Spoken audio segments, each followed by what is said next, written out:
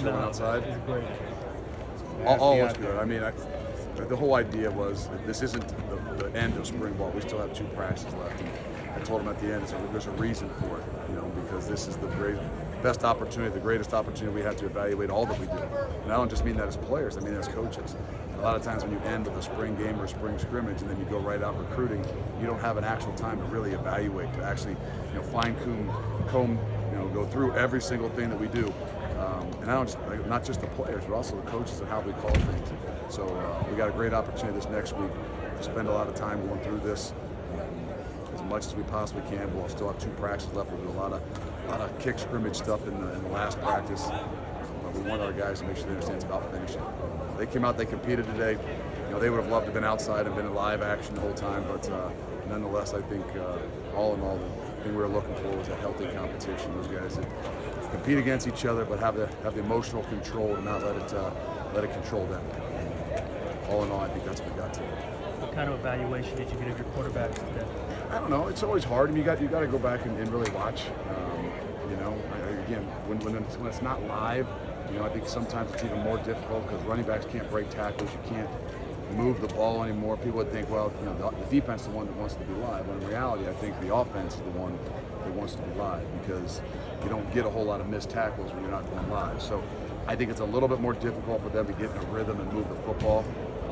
But I think there's some situational stuff that I'd like to see them do a little bit better job.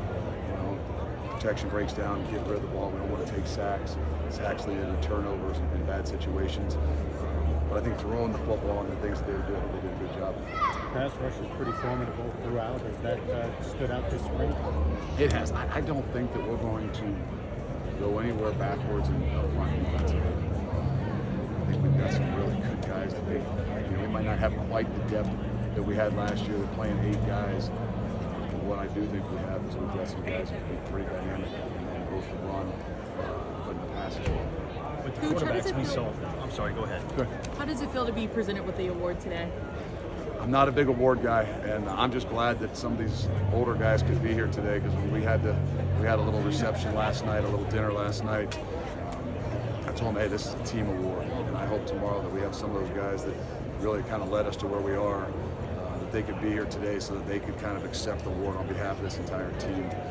But I think more than anything, I want them guys to recognize that nobody did this by themselves. And with what they've done, they brought a lot of recognition, not just to me, to our program, and to our community and city. In the spring like this, Coach, when you're looking at the quarterbacks, are you looking for, because we saw big plays, we saw mistakes. Are you looking for guys who make plays this time of year, or are you looking for guys who minimize mistakes? No, I think it's both. I think that you can't be a guy at a quarterback position that can't make plays and be aggressive and not be afraid to take some chances. But I think more than all those things, the mistakes you don't want to turn the ball over. The mistakes you don't want are knowing when to get rid of the thing. If you're aggressive, you pull it down, you try to run, and something happens, it is what it is. But I think more, we want those guys really to kind of take on leadership. I think that's, to me, as big a deal about kind of trying to go live or at least a real scrimmage situation. We got to see those guys got to be in that leadership role where they're on the field, where someone false starts and now it's 1st and 15. How do they handle that kind of huddle? How do their demeanor, and how do all those things kind of mesh together? Because we got to come out of the spring really kind of coming together as one. I mean, both offense, defense, and the whole team. You're replacing 2 All-American corners, but Arquan Bush, Justin Harris, and those guys look like they'll still be pretty tough out there. No, I don't worry about having the guys that are going to cover, the guys that are going to throw, the guys that are going to run the ball. Some of those great ones that we lost. My big thing is how we're going to do today. And what I mean by, what happens when a big play happens? What happens when something does go wrong? I mean, for so long we had the Desmond Ritters, just so calm, cool, and collected, and the Kobe's and the Mods that even if something happened, they were calm and they could handle it, and everybody knew that they were going to play the next play. We've got guys that can play, but do we have guys that can handle some of those adverse situations and be able to do it together? Alec, Sauce, you reference those guys grabbing the trophy at the end. Those guys have been here at every spring practice, or guys like that, coaching guys up, offering advice. How significant is that? Curtis Brooks, I think he's been here about every practice.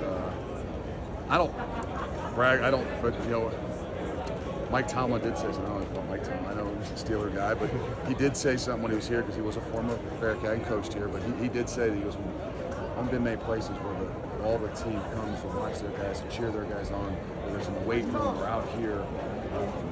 And I kind of took that, okay, that's obviously something that means a lot to me. But then when I hear that it was said at another place, I don't know if you saw the tweet from Baylor, and someone from Baylor said afterwards, they said that Cincinnati and Baylor were the two places that they really, you could tell their team was there. And that's the kind of things to me that we want to create here in the environment, not just winning, but the environment. This is a family, this is your home. You say you own it, you represent it, and basically you live this the rest of your life. And that's what we want our guys to do. And to see those guys when they have an opportunity to be here, to come out and spend 2.5 hours, I think that it kind of shows even those young guys that how this thing's really done. In terms of finding a starter, specifically a quarterback, but really at any position, do you cover ground in terms of finding a starter in the spring, or is it more just evaluations leading to the fall? No, we just like to challenge them. I think that more than anything, that you try to move guys around, whether it's a first team, second team guy, just more so to challenge them. And not to say I don't worry about who the starter. Just like I don't worry about I don't want to know who's going to be selected as first team. I don't want to know about these awards. I want guys to kind of not worry about those things and just worry about how we do things together, how we come together. What's that healthy competition look like? And when we eventually have to get down to who's the starter and who's going to go out there for the first play, then we'll have to handle those situations. But right now, it's just about, hey, let's compete. Let's find a way to do this together. All right, one more. We got yelled at yesterday for trying to talk to Ryan Cole. Can we get you to talk about Ryan Cole today?